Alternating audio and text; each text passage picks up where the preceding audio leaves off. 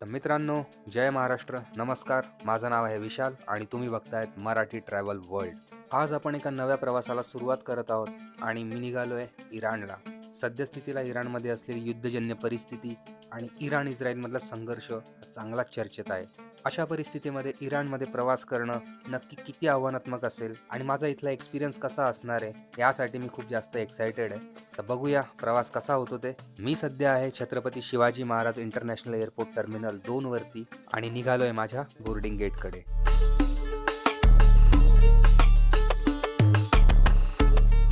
नमस्कार मंडळी, नव्या कोऱ्या चॅनलच्या नव्या कोऱ्या करकरीत व्लॉगमध्ये आपल्या सगळ्यांचं जोरदार स्वागत आहे. पहिला व्हिडिओ होणार आहे आपला. टायटल थंबनेल वरून तुमच्या लक्षात आलं असणार आहे की आपण जातोय कुठे. आणि हो, आपण जातोय मशाद इराणला. आणि चालू झालं, इंटरप्शन चालू झालं. या ट्रिपसाठी भाई खूप जास्त एक्सायटेड आहे मी. आता बघू याचा एक्सपिरियन्स कसा होणार आहे. आत्ता सध्याची तुम्हाला माहिती आहे की इराणची कंडिशन कशी आहे. वॉर सिच्युएशन चालू आहे आणि माहीत नाही म्हणजे तिथे आता काय कशी सिच्युएशन राहणार आहे, तिथे मला काय फेस करावं लागेल, आय डोंट नो. पण हां, एक गोष्ट आहे की इराणसाठी आपल्या भारतीयांना विजा नाही लागत. जे इंडियन पासपोर्ट होल्डर्स आहेत त्यांना विजा फ्री एंट्री मिळते इराणमध्ये 15 दिवसासाठी. पण त्याच्यामध्ये एक कंडिशन त्यांनी ठेवलेली आहे की तुम्हाला तिथे फ्लाईटनेच प्रवास करावा लागेल. तर जर तुम्ही बाय फ्लाईट जाणार असाल डायरेक्टली इराण तर तुम्हाला 15 दिवसासाठी फ्री एंट्री मिळणार आहे. तर त्याच्यामुळे म्हटलं चला जाऊन बघूया आता काय तिथे एक्सपिरियन्स करायला मिळतो आहे. खरंच वॉर सिच्युएशनमध्ये तिथले लोक कसे राहत आहेत, जे पण काय होणार आहे मी तुमच्यासोबत शेअर करणार आहे. तर चॅनलसोबत असेच जोडलेले राहा. आणि मी फ्लाय करतो एअर अरेबियाने. मी फर्स्ट टाईम फ्लाय करतो एअर अरेबियाने. इथून मी जाणार आहे शारजाला माझा लेओव्हर आहे 8 ते 9 तासाचा. आणि शारजावरून आपण जाणार आहोत मशादला. एक्साइटमेंट तर खूप जास्त आहे, थोडीशी नर्वसनेस पण आहे. पण बघूया, जे पण काही होईल तुमच्यासोबत शेअर करणार आहे. बस बाकी आता इथे बसलेलो आहे. 70 नंबरचा माझं गेट आहे आणि सध्या तर काही गर्दी नाही आहे. पहाटे 4:55 माझी फ्लाईट आहे. अजून 1.5 ते 2 तास आहे. माझं इमिग्रेशन वगैरे सगळं चकाचकमध्ये कंप्लीट झालेलं आहे. आणि हां, इमिग्रेशनचा तुम्हाला एक किस्सा सांगायचा आहे. पण तो इमिग्रेशनचा किस्सा मी तुम्हाला शारजाला गेल्यावरती सांगेल. कारण की शारजामध्ये गेल्यावरती आपल्याकडे बराच वेळ राहणार आहे. निवांत टाईम आहे आपल्याकडे. 7 ते 8 तासाचा माझा तिथे लेओव्हर आहे. इमिग्रेशनमध्ये नाही, वियर्ड किस्सा झाला होता. तर एक थोडासा फनी पण आहे, थोडासा वियर्ड पण आहे. तर काय किस्सा होता ना, तो मी तुम्हाला शारजाला गेल्यावरती सांगतो. एअर अरेबियासोबत मी पहिल्यांदा ट्रॅव्हल करत होतो. आणि एअर अरेबिया ही मिडल ईस्ट आणि नॉर्थ आफ्रिकेमधील एक बजेट कॅरियर आहे. ठीकठाक फ्लाईट होती. थोडा बहुत मला इंडिगोचा फील येत होता. पण हां, इंडिगोपेक्षा नक्कीच बेटर फ्लाईट होती.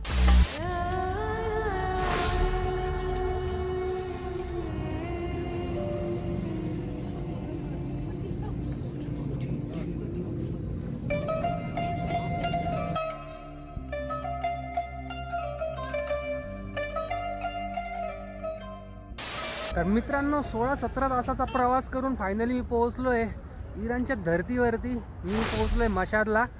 माझा आवाज तुमच्यापर्यंत येतोय की नाही मला माहीत नाही. मी मोबाईलने शूट करतो आहे. थंडी खूप जास्त आहे इकडे सध्या. 6 डिग्री टेम्परेचर आहे. आजूबाजूचा असा नजारा आहे माझ्या इथे. आणि हे माझ्या मागे आहे टर्मिनल 3. छोटंसं एअरपोर्ट आहे यार मशादचं. काय काय झालं, कसा इमिग्रेशनची प्रोसेस झाली, काय काय मला विचारलं, सगळ्या गोष्टी मी तुम्हाला या व्हिडिओमध्ये सांगणार आहे. पहिले इथून जाऊया आता आपल्या हॉस्टेलला गेल्यावरती यार थोडासा फ्रेश होतो. कारण की बिलकुल झोप झालेली नाही माझी. तर पहिले थोडासा फ्रेश होतो, काहीतरी खाऊ आणि निवांत मी तुम्हाला डिटेलमध्ये सगळ्या गोष्टी सांगणार आहे की काय काय माझ्यासोबत घडलं, काय काय एक्सपिरियन्स झाला. तर चला निघूया. पहिले इथून टॅक्सीचा काय जुगाड आहे बघू आणि निघूया इथून, है ना. तर मित्रांनो यार, फायनली ना मी टॅक्सी केलेली आहे एअरपोर्टपासून माझ्या हॉस्टेलपर्यंत जायला. हे माझ्यासोबत हे आमचे टॅक्सी ड्रायव्हर आहेत. हॅलो. तर ते मला घेऊन चाललेत माझ्या हॉस्टेलपर्यंत. 200 तोमान मी यांना इकडे पे करतोय. आता ही जी करन्सी आहे ना, ही खूप जास्त कन्फ्युजिंग आहे. एअरपोर्टवरतीच आहे ना, मी $15 एक्सचेंज करून घेतले होते. म्हटलं आता लागतील आपल्याला जायला. सिम कार्ड वगैरे तर काही घेतलेलं नाही आहे मी. बघू आता आतमध्ये गेल्यावरती, सिटीमध्ये जाऊ. सिटीत गेल्यावरती बघूया सिम कार्डचा काय सीन आहे. इकडे पण अशा पिवळ्या टॅक्सी असतात. जसा एअरपोर्टच्या बाहेर आलो ना मी, खतरनाक थंडी वाजायला लागली मला. आणि मला उझबेकिस्तान कझाकिस्तानची आठवण झाली. कारण की जेव्हा मी उझबेकिस्तानला गेलो होतो तेव्हा पण असंच टेम्परेचर होतं. तेव्हा माझ्या मते जास्त टेम्परेचर होतं, म्हणजे जास्त कमी टेम्परेचर होतं. थंडी आहे, आता बघू. स्नोफॉल वगैरे तर नाही आहे अजून काही, पण थंडी आहे बऱ्यापैकी. बाकी रोड वगैरे काफी मस्त आहे यार. चला पोहोचतो हॉस्टेलला, मग बोलतो तुमच्याशी.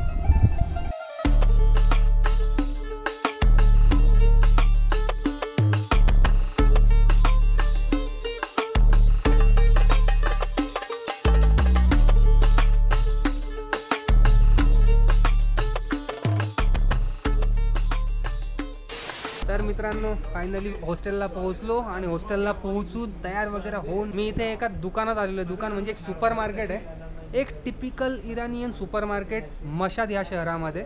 आणि तुम्हाला दाखवतो मी आता इथे काय काय आहे. खूप साऱ्या गोष्टी इथे. डाळिंबाचा ज्यूस आहे, हे सगळे ज्यूस वगैरे इकडे या साईडला. त्याच्यानंतर बाई हा इराणी कोका कोला आहे, सही आहे.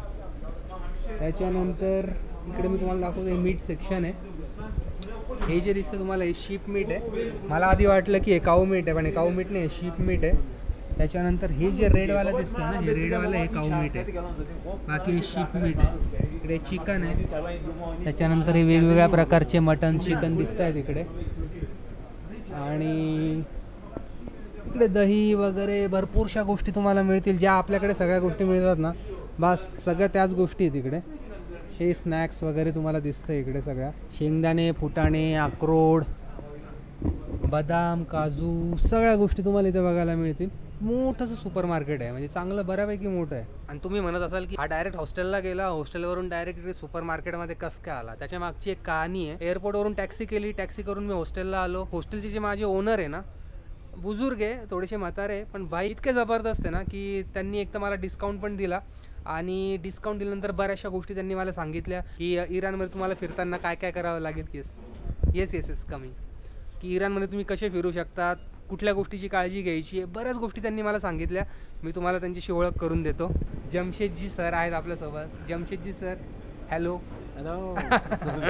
आणि खूप चांगले आहेत. त्यांनी मला खूप जास्त मदत केली. त्यांच्या हॉस्टेलमध्ये मी राहतो आहे, ते मला हे पूर्ण सगळ्या गोष्टी दाखवायला इकडे घेऊन आले. आराम हॉस्टेल आहे इकडे मशादमध्ये, आणि खूप व्यवस्थित ते तुम्हाला ट्रीट करतील. तेच मला इथे घेऊन आले. त्यांनी मला सांगितलं इकडे मोठं सुपर मार्केट आहे, हे एवढं मोठं सुपर मार्केट ते आपल्याला दाखवत आहेत. आणि इकडे सगळ्या डाळी वगैरे आहेत. This is pulse right, this is sugar. Yes, sugar, candy. हां, ओके. इथे साखर आहे, हे इथे मिरे वगैरे मिळत आहेत, लाल मिरची आहे, इथे मसाला आहे. येस. आपल्याकडे जे मसाले मिळतात ना, जे स्पायसेस असतात, ते सगळे इकडे स्पायसेस आपल्याला दिसतील आणि तुम्ही इथे घेऊ शकता. आता मला माहीत नाही याचा नेमका भाव किती येतो, पण सगळे जेवढे आपल्या इंडियामध्ये मिळतात तेवढे सगळे मसाले इथे तुम्हाला बघायला मिळतील. त्या साईडला चीज वगैरे पण आहे, मी तुम्हाला दाखवतो चीज वगैरे. Hindustan, India, Mumbai, Bollywood, Salman Khan, Shahrukh Khan, you know. I love you too. इकडे चीज वगैरे आहे आणि इथे अंडे वगैरे आहेत. सलाम. या, I am fine. Your English is very good. Your English is good. You love Salman Khan? What you want to say to Salman Khan? Salman Khan is watching your video. Yeah? Love Salman Khan. You know any song of the Salman Khan? چند سال میشناسمش. Any song? Gana? Oh jana jana. No? Which song? Yes. You know? یک هندی دیگه بگو. Hindi. ای کیا Bolti بولتی tu. ای کیا میں بولو Suna.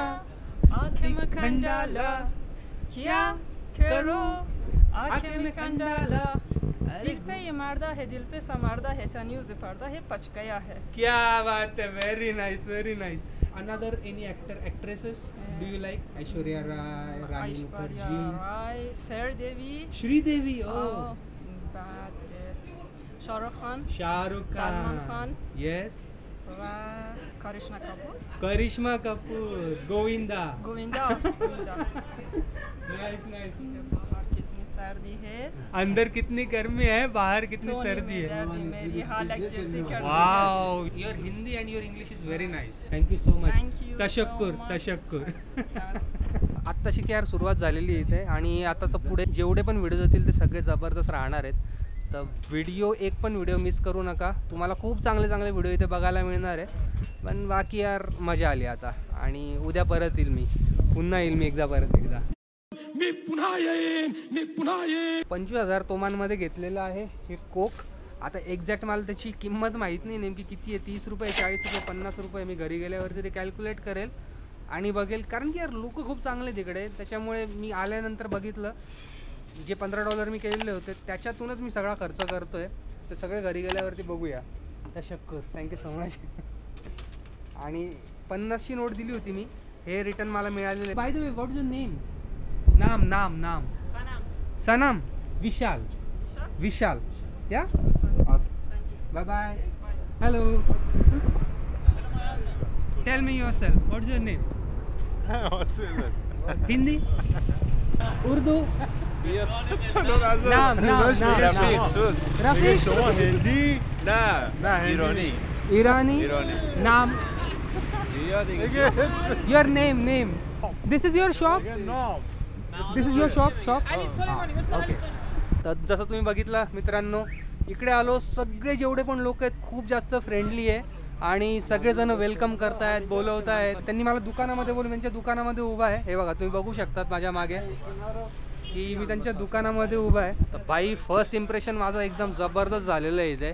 म्हणजे मशादमध्ये आल्यावरती मी एवढं expect नव्हतं केलेलं. 18-19 तासापासून माझी झोप नाही झालेली आहे, पण मला बिलकुल थकवा जाणवत नाही आत्ता. एकदम फ्रेश झालो मी. म्हणजे बाहेर आलो, या सगळ्यांसोबत गप्पा वगैरे मारल्या, माइंड एकदम फ्रेश होऊन गेला. सही. Bye bye. खुदा हाफिज. I will meet you tomorrow. चालता चालता जमशेदजींसोबत बऱ्याचशा गप्पा झाल्या. बरेच अनुभव त्यांनी मला सांगितले. सध्याच्या या युद्धजन्य परिस्थितीमध्ये इराणचे लोक कसे वावरत आहेत, इथली त्यांची परिस्थिती कशी आहे, अशा बऱ्याच गोष्टींवरती त्यांची माझी बरीच चर्चा झाली. सलाम अलैकुम. या रफिक हमास हिंदुस्तान. हिंदुस्तान. گفته سلام بکنم و اول بپرسم یه فیلم هم ازت داشته باشی. सलाम. हे पूर्ण भांड्यांचं दुकान आहे बाबा, सगळं बघून घ्या. सगळे भांडे वगैरे, कप वगैरे सगळ्या गोष्टी तुम्हाला इथे मिळतील. असं आपण डायरेक्ट कुठल्या एखाद्या दुकानात घुसू शकतो का? हे तेव्हाच पॉसिबल होतं जेव्हा कोणी एक लोकल आपल्यासोबत असतो. इराणमध्ये आल्या आल्या अशी एक्सपिरियन्स म्हणजे जबरदस्त. म्हणजे I don't have any words. हे जसं उझबेकिस्तानमध्ये माझ्यासोबत झालं होतं की तिकडे पोहोचल्या एअरपोर्टवर त्या मुलींनी मला सोडलं होतं माझ्या हॉस्टेलमध्ये, तसंच काही असं इकडे झालं यार. आणि हा दरवाजा पण ऑटोमॅटिक आहे. बाय. खुदा हाफिज. हे जेवढे पण दुकानं दिसत आहेत ना, हे सगळे या आजोबांच्या ओळखीचे आहेत, म्हणजे त्यांचे मित्र आहेत सगळे. हे सगळ्यांशी मला भेटवायचा प्रयत्न करत आहेत. These all your friends. many friends. Yes. Because I live here about 50 or more. 50 years. 50 years. In Mashhad. Yes. Jamshedji सांगत होते की ते गेल्या 50 वर्षापासून मशादमध्ये राहत आहेत. ते स्वतः एअरफोर्समध्ये कार्यरत होते, त्यामुळे युद्धजन्य परिस्थिती त्यांनी खूप जास्त जवळून बघितलेली आहे. ऑन कॅमेरा न बोलण्याच्या अटीवर त्यांनी बऱ्याचशा गोष्टींचा खुलासा केला आणि जे काही त्यांनी मला सांगितलं ते खूप जास्त आश्चर्यचकित करणारं होतं.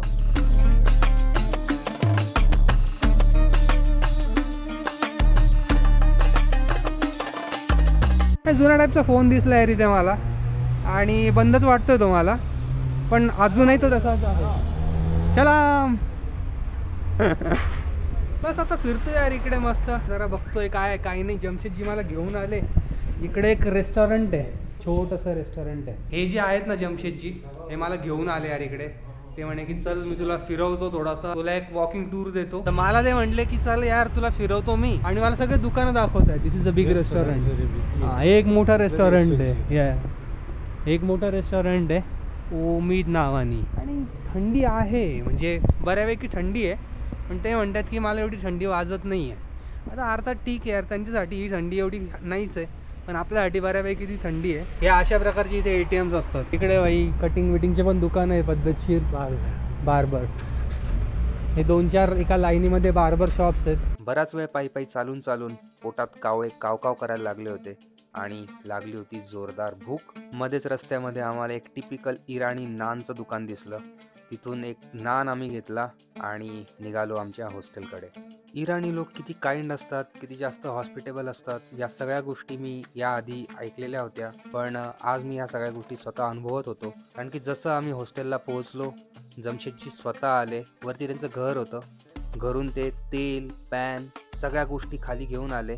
अंडे आणले त्यांनी माझ्यासाठी 2, आणि त्यांच्या हाताने मला एक ऑमलेट बनवून दिलं. रोटी जी होती ती रोटीसुद्धा त्यांनी स्वतः विकत घेतली होती, त्याची सुद्धा मला पैसे त्यांनी देऊ दिले नाहीत. ते या हॉस्टेलचे मालक असून सुद्धा या सर्व गोष्टी करत होते, हे फक्त माझ्यासाठी, आणि मी एक भारतीय आहे म्हणून. आजचा दिवस म्हणजे जबरदस्त होता. जेवढा पण माझा थकवा होता ना 18-19 तासाचा, पूर्ण थकवा निघून गेला. मी थोडं हळू बोलतोय कारण की इथे ना हॉस्टेलमध्ये थोडं हळू बोलण्याची प्रथा आहे.